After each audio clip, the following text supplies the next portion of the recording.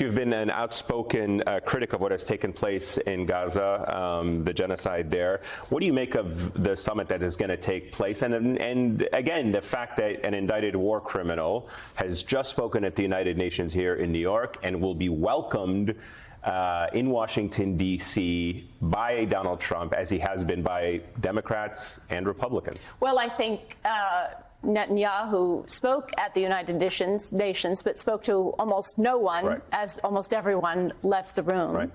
And I think, of course, as everything else that he lies about, like the wall he was going to build, Donald Trump's stories about how he was going to bring peace to the Middle East, and it's just shown to be nothing. Yeah. What did you make of his remarks at the UN?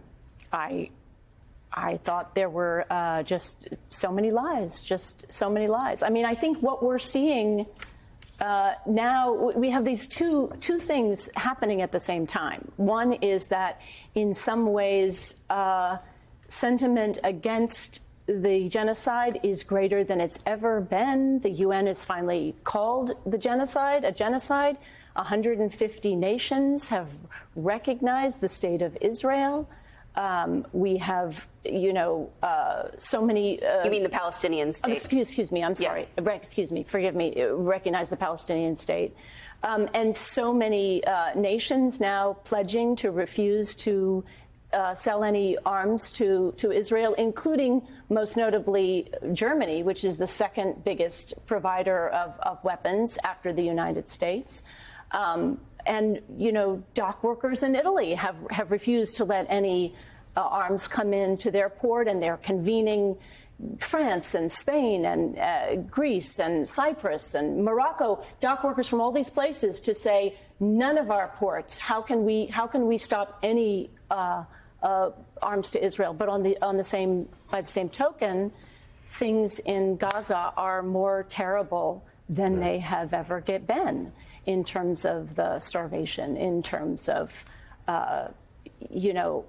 we now have, with the bombardment of Gaza City, 2 million people are now being forced to flee. There is nowhere safe. There are barely even any tents left.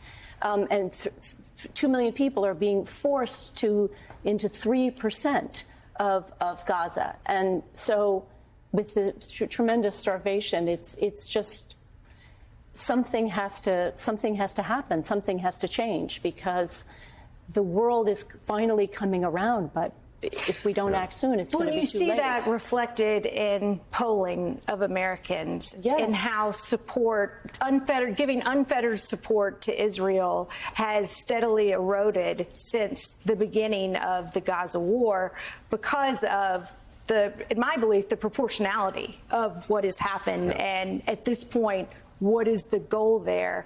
But there's so much public outcry, but there doesn't seem to be any policy change.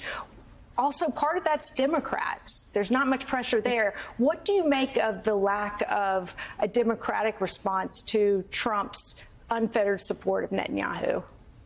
I think that Democrats are going to, there are a number of things that have happened, like the weapons of mass destruction, going to war in Iraq and Afghanistan, that in hindsight are things that people deeply regret. And this is certainly going to be one of them. But we have the Block the Bombs bill, which actually has now 52 Democrats signed on to it. We have a long way to go, but that would have been unthinkable even maybe just a few weeks ago. That's true. Yeah. Senator Jeff Merkley said that as well last night on the show, when he said that there was this change among the Democrats that we couldn't have imagined 2 years ago. So. Yes, but but not enough to save Gaza. We just have perhaps was among voters too before legislators were willing to realize it. Cynthia Nixon, thank you so much for being with us. Thank you. Great to have you. Thank you. Thanks for coming on. It's great to be here.